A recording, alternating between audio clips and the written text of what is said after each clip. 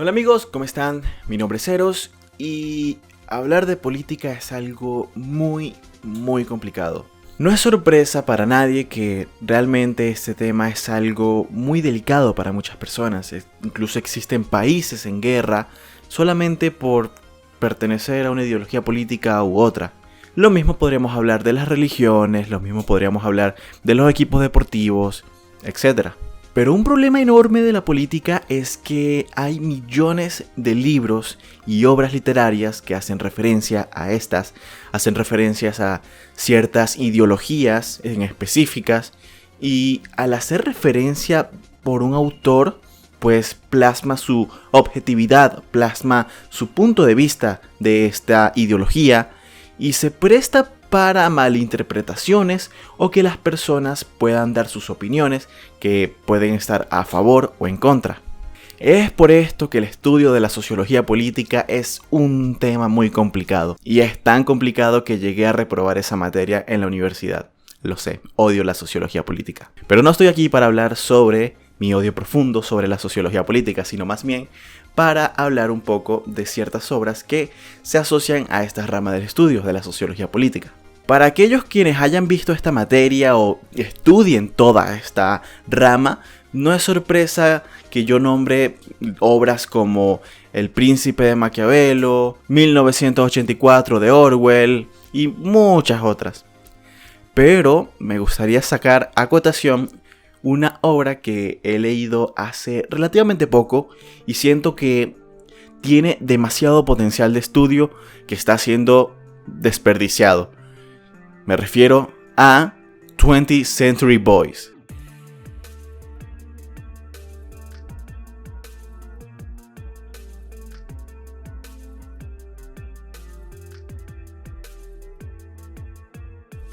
Seguramente se preguntarán, Eros, ¿te volviste loco?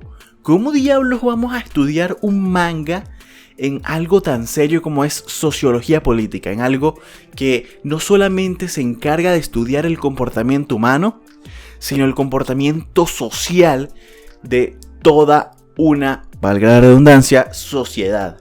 Jajajaja, dije la palabra. Sociedad. Sociedad. Sociedad. Sociedad. 20th Century Boys fue un manga de ciencia ficción escrito por Naoki Urasawa, mayormente conocido por otros mangas como Monsters y Yaguará.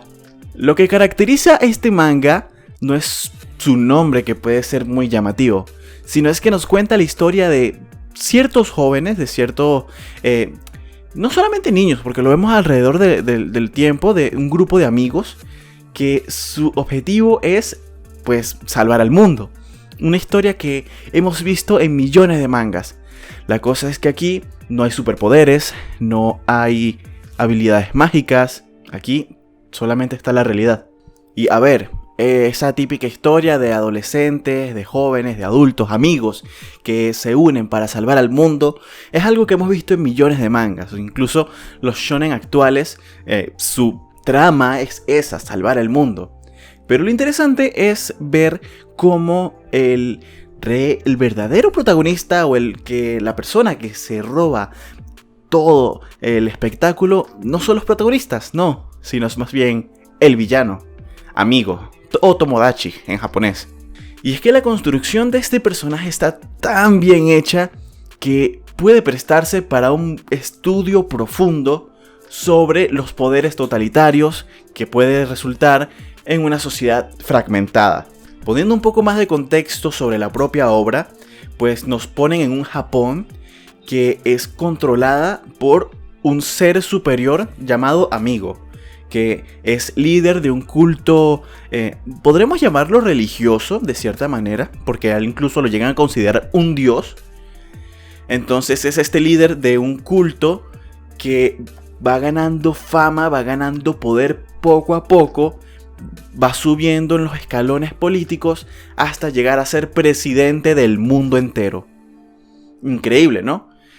Y aquí nos muestran cómo pasa de ser un carajito a ir agarrando poder y poder y poder, y cómo la sociedad lo deja que obtenga tanto poder que llega a ser ridículo. Y uno piensa, ok, pero es una ficción, eso no podría pasar en la vida real.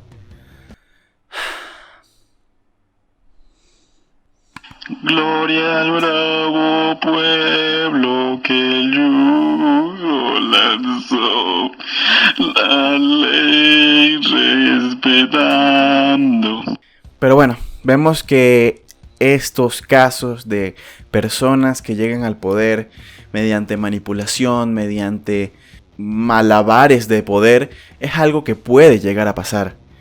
Pero tampoco mi intención es hablar bien a profundidad sobre estos temas, porque para eso hay millones de estudios. Sino vamos a comparar 20th Century Boys con una obra muy famosa, 1984, de George Orwell. Creo que es la obra más famosa a la hora de estudiar todos estos temas de totalitarismo, de control de masas, etc.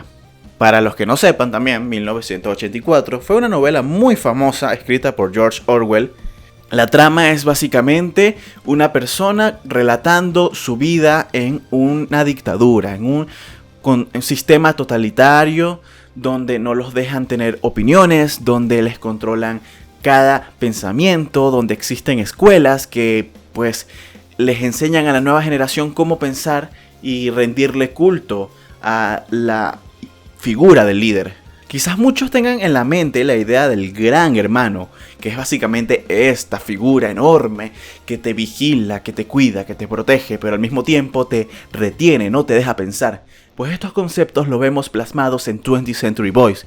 Amigo es dueño del mundo entero. Nosotros, como lo vemos desde el punto de vista del protagonista, podemos darnos cuenta que es malo. Pero él realmente nunca se presenta como alguien malo.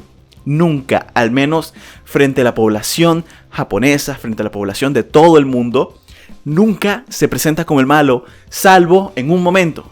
Y eso es porque él decide hacerlo así.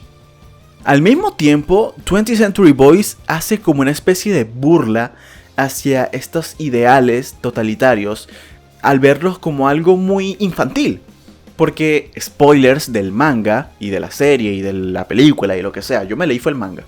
Todo el plan de Amigo está basado en algo que ellos crearon siendo niños, dejando a plena vista de que todos los planes que tengan algo oscuro, ya sea construir un robot, dejar virus en la sociedad normal, aunque creo que eso último no debería jugarse tan a la ligera.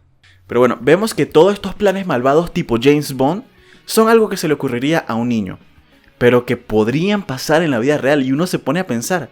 No es por ser de esa gente que tiene aquí un gorro de aluminio y está todo conspiranoico, ¿no? Pero te pone a pensar, ¿sería tan fácil crear un plan así? Algo que se le podría ocurrir a un niño. Pero bueno, analizando un poco mejor las similitudes entre 1984 y 20th Century Boys, podemos ver que hay una figura superior por encima de toda la sociedad que se encarga de no solamente resguardar a toda la población, sino también de manipularlas y de lavarles el cerebro, por si es un término, de manera tal de que pueda seguir en el poder.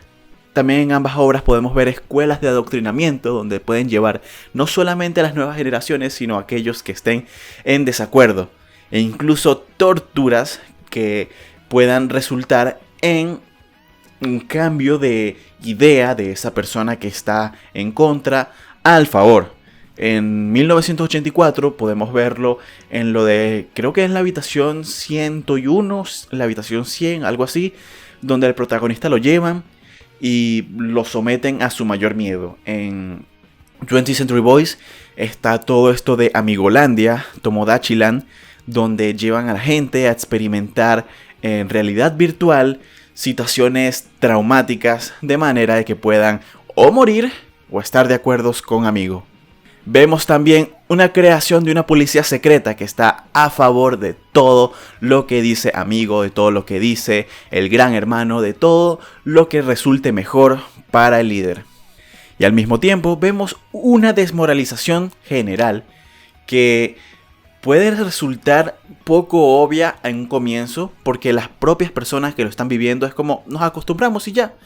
Pero la vida real, si tú lo ves desde una perspectiva más alta, o sea, si lo ves tú como lector, dices, esto no está bien, esto no está nada bien.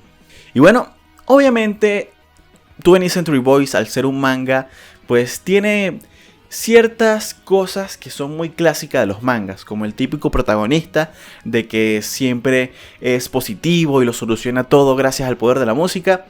Pero siento que si analizamos estas obras más allá de las clásicas, que pueden ser buenas, sí, pueden ser buenas para el entendimiento, pero a ver, estamos en pleno siglo XXI, hay que modernizarnos, hay que darle rienda suelta a ciertas obras que en un principio no le veríamos el valor.